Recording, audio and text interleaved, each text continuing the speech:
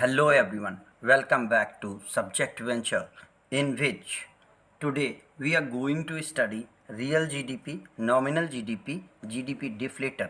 सब कुछ जानेंगे क्या है नॉमिनल, क्या है रियल, क्या होता है प्राइस इंडेक्स और जीडीपी डिफ्लेटर किस तरीके से काम करता है, क्या यूज़ है इनका और क्यों आखिर जीडीपी को हम नॉमिनल और रियल के नाम से जानते हैं। इकोनॉमिक्स की सीरीज़ का ये दूसरा वीडियो है।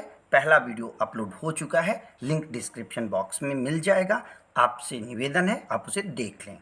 Real GDP and nominal GDP. Nominal GDP जो कि करंट प्राइस पे निकाला जाता है, the market value of the final production of goods and services with in a country in a given period by using year's price means current year prices।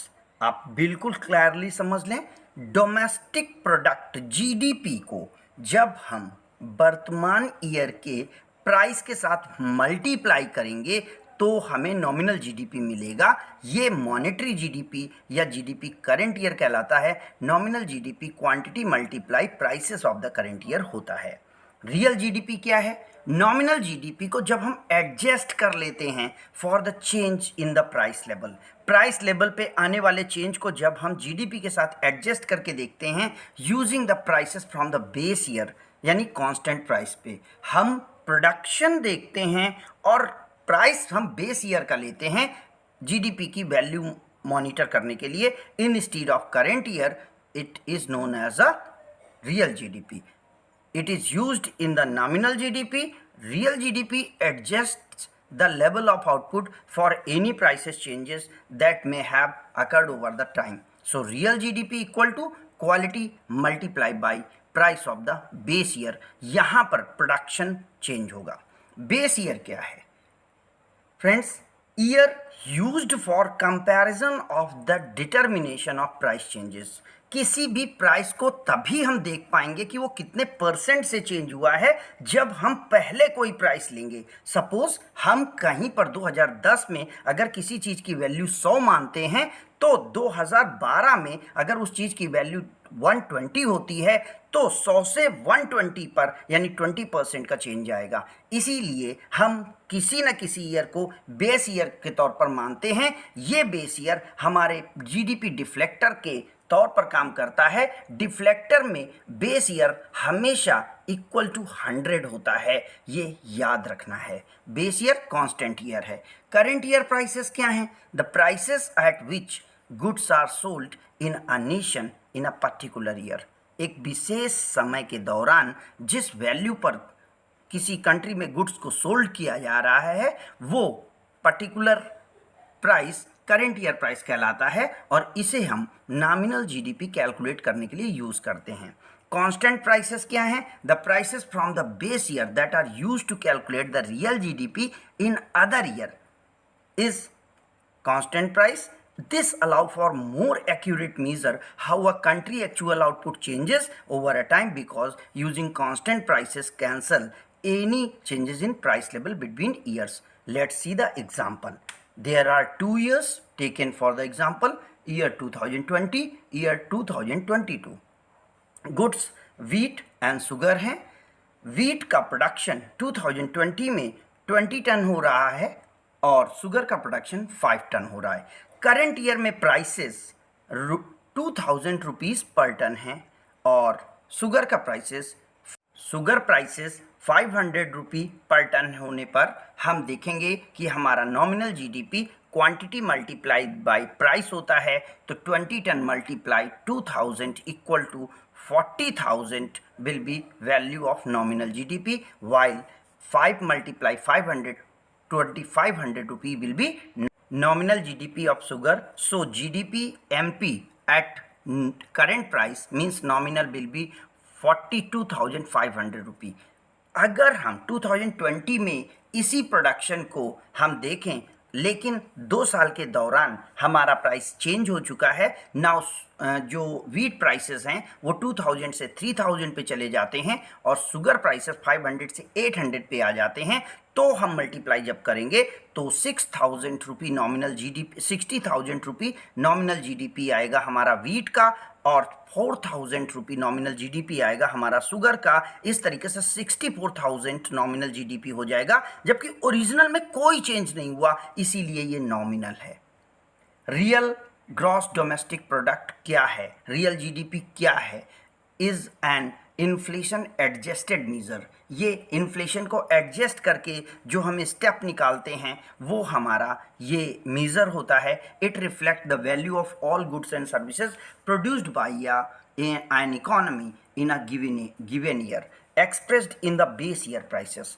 Always remember, real gross domestic product जो है वो base year prices पर value किया जाएगा। It is offered as a constant price, inflation corrected price या constant dollar GDP because it doesn't change as per the changes of the price. It will change only when the production will change. Real GDP makes a comparing GDP from year to year and from all different year more meaningful way because it shows comparison for the both quantity as well as the goods and the value of services. Means हम ये देखेंगे कि क्या वास्तव में हमारी goods और services में चेंज आया है। अगर गुड्स एंड सर्विसेज में चेंज आया है तो रियल जीडीपी में चेंज आएगा, क्योंकि यहाँ पर प्राइस के चेंज आने से चेंज नहीं आएगा। Real GDP is calculated by dividing nominal GDP over a GDP deflator. Means nominal GDP को अगर हम जीडीपी डिफ्लेटर के साथ डिवाइड कर देंगे तो रियल जीडीपी आ जाएगा। डिफ्लेटर निकालने का भी फॉर्मूला आगे दिया हुआ है। So now come the GDP deflator क्या है। मोस्ट इंपॉर्टेंट टॉपिक यहाँ पर है GDP deflator, a price index that is used to adjust the nominal GDP to find the real GDP. Nominal GDP से रियल जीडीपी को find करने के लिए जो हम फॉर्मूला यूज करेंगे वो जीडीपी डिफ्लेटर कहलाएगा। GDP deflator measures the average prices for all finished goods and services produced with in a country border over time. GDP deflator equal to nominal GDP upon real GDP multiply 100. ये basic formula है, इसी से हम real GDP और nominal GDP का formula निकालेंगे। Real GDP equal to nominal GDP upon GDP deflator multiply 100 हो जाएगा। Nominal GDP equal to real GDP upon GDP deflator multiply 100। In this way हम तीनों को एक ही फॉर्मूले से निकाल सकते हैं। नाउ फ्रेंड्स, फॉर एग्जाम्पल आपके सामने एक चार्ट है, गुड्स बैग्स हैं, शर्ट्स हैं, क्वांटिटी ऑफ द ईयर, एक ईयर में करंट ईयर की क्वांटिटी दी गई है, करंट ईयर का प्राइस दिया गया है, और ये जो नेक्स्ट कॉलम में हमने निकाला है ये नॉमिनल जीडीपी निकलेगा। जैसे कि देखेंगे क्वांटिटी 8 है, प्राइस 50 पर यूनिट है, so nominal GDP will be ₹400। Same as shirts के लिए 20 multiply 10 equal to 200 rupee will be nominal GDP, so the nominal GDP will be 600 rupees. While basic year में प्राइस चूंकि कम होगा, इसको अगर हम बेसिक ईयर में देखें तो रियल जीडीपी निकलेगी 8 मल्टीप्लाई 30 इक्वल टू 240 रुपीज़, इसका रियल जीडीपी निकलेगा। 10 मल्टीप्लाई 15 इक्वल टू 150 रुपी हमारा रियल जीडीपी निकलेगा शर्ट्स का। अब रियल जीडीपी हमें मिल चुका जो कि 390 रुपीज़ है, नॉमिनल जीडीपी 600 मिल चुका जो कि 600 रुपीज़ है। So by using formula we will find GDP deflator. GDP deflator equal to nominal GDP upon real GDP multiply 100 होता है। ये फॉर्मूला हम पिछली स्क्रीन में देख चुके हैं। अब यहाँ पे फॉर्मूले पे वैल्यू पुट करते हैं। नॉमिनल जीडीपी के तौर पर हम 600 को रखेंगे, रियल जीडीपी में 390 मल्टीप्लाई 100, इसे निकालने पर 1.3.84 will be the GDP deflator, that will be our answer.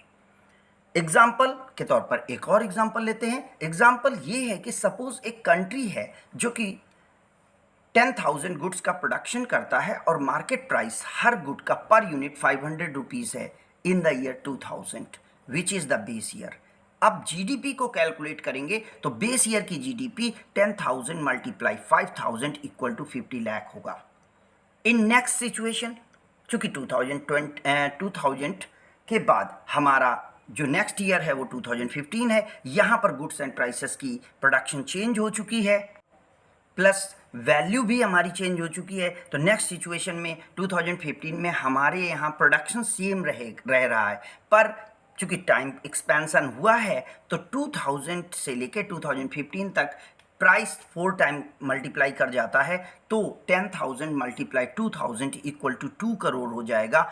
ऐसे में हमारी जीडीपी का लेवल प्राइस के बढ़ने के कारण 4 टाइम हो जाता है, जबकि एक्चुअल में कोई डेवलपमेंट हुआ ही नहीं है। इसी कारण इस जीडीपी को हम नॉमिनल जीडीपी कहते हैं।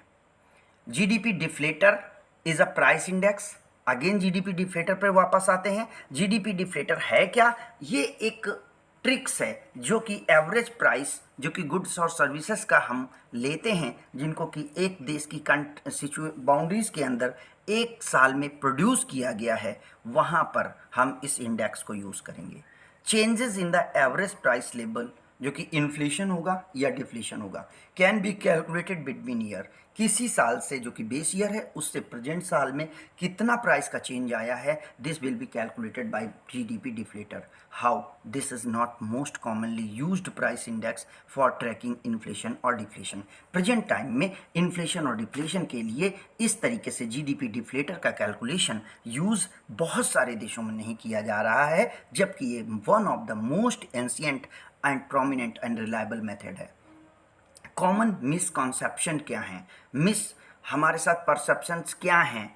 तो एन इंक्रीज इन जीडीपी, अगर जीडीपी बढ़ता है, does not necessarily means a nation has produced more output.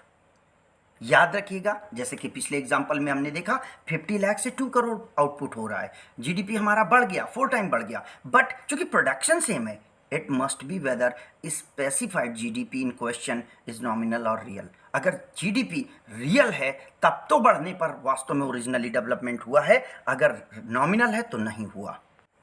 N increase in nominal GDP में just mean the prices have increased. अगर नॉमिनल जीडीपी इंक्रीज कर रहा है तो हो सकता है केवल प्राइस बढ़ा हो, while increase in real GDP definitely means output increase, development has happened. So अगर डेवलपमेंट चेक करना है तो हमें रियल जीडीपी चेक करना होगा, नॉमिनल जीडीपी से डेवलपमेंट नहीं चेक होगा। कंज्यूमर प्राइस इंडेक्स, जिसको हम सीपीआई कहते हैं, is the most commonly used price index in which you will learn more later in this course.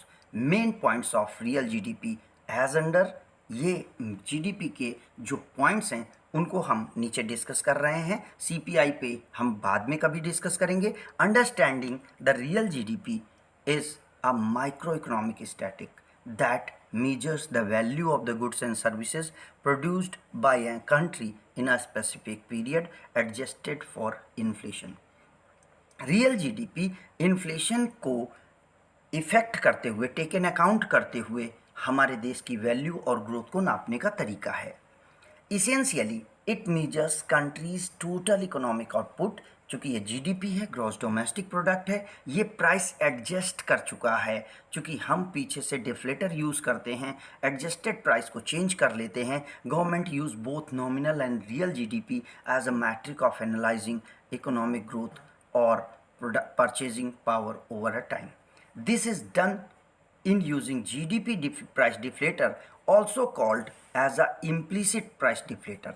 याद रखना है, वो एग्जामिनेशन में एग्जामिनर प्राइस डिफ्लेटर पूछता है या जीडीपी डिफ्लेटर पूछता है, दोनों एक ही हैं, विच measures changes of the price of all goods and services produced in an economy during a year. Meaning of real in real GDP. अब क्वेश्चन ये उठता है कि ये रियल है क्या? तो real GDP tracks the total value of goods and services calculating the quantities but using the constant price. उसी प्राइस पर, जिस प्राइस पर हमने पीछे वैल्यू किया है, अगर उसी प्राइस पर हम प्रेजेंट प्रोडक्शन को वैल्यू करते हैं तो हमारा रियल प्रोडक्शन या रियल सिनेरियो आता है, क्योंकि that are adjusted for the inflation. It is oppose to the nominal GDP that does not account for inflation. Adjusting the constant prices make its measure real economic output to apple comparison over the time and between the country. एक देश से दूसरे देश का comparison इसके माध्यम से होता है। Common things which are valued real in the measurement of the real GDP. क्या चीज़ें हैं जो रियल जीडीपी के मेजरमेंट करने में हमारी हेल्प करती हैं? Real GDP is an inflation adjusted measurement. Always remember, मैं बार बार कह रहा हूँ, ये इन्फ्लेशन एडजस्ट करता है countries economic output over a course of time. In US GDP is primarily measured based on the expenditure approach and calculated using the following formula। चूंकि expenditure method में हम नेशनल इनकम कैलकुलेट करते हैं तो हमें CIG plus X minus M को calculate करना होता है, जिस पर हम पीछे चर्चा कर चुके हैं। Difference between real and nominal GDP. In inflationary period, real GDP will be lower than nominal GDP। nominal GDP से इन्फ्लेशनरी पीरियड पे रियल जीडीपी नीचे होगी, जबकि डिफ्लेशनरी टाइप पे real GDP will be higher because prices will be higher. Take for example a hypothetical country. कोई एक example है जिसमें कि हम देखते हैं कि कोई एक कंट्री है जिसकी नॉमिनल जीडीपी 100 बिलियन है in 2000, which grew by 50%, means 150 billion by 2020। अब 20 years में 50% जीडीपी ग्रो कर रहा है। Over the same time inflation reduce कर जाता है, यानी डिफ्लेशन आ जाता है। Relative purchasing power capacity of the dollar by 50% नीचे आ जाती है या उसे एडजस्ट करना होता है। तो looking above example, development will be zero as the inflation has risen in the same ratio. GDP is not an appropriate index for welfare as it ignores। ये हमें ध्यान देना है कि हम जीडीपी को रियल वेलफेयर इंडिकेटर नहीं कह सकते, क्योंकि ये डिस्ट्रीब्यूशन ऑफ जीडीपी को इग्नोर करता है। ये नहीं देखता है कि जीडीपी का कंट्रीब्यूशन किस सेक्टर का कितना है। सेकंड, कंपोजिशन ऑफ जीडीपी संभव नहीं है। जीडीपी में हम पर कैपिटा इनकम को निकालते हैं, जो कि एक सपोजिशन होती है, ये ओरिजिनल कंडीशन नहीं होती, तो ये ओरिजिनल कंडीशन नहीं शो करता। Non monetary transactions are also neglected. इसको कैलकुलेट करने में नॉन मॉनेटरी ट्रांजेक्शन नेग्लेक्टेड होते हैं। There may be positive and negative externalities.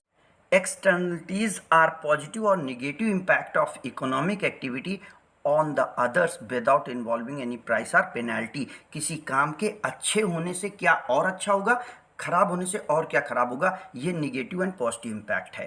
Thank you friends, thank you for watching the video. I think video आपके लिए helpful रहा होगा। अगर वीडियो अच्छा लगा हो इसे लाइक करें, चैनल सब्सक्राइब करें, अपने दोस्तों तक शेयर करें और हमें बताएं कमेंट बॉक्स में कि हम अपने वीडियोस में और क्या इम्प्रूवमेंट लाएं जिससे कि आपको बेहतर मदद मिल सके। Thank you.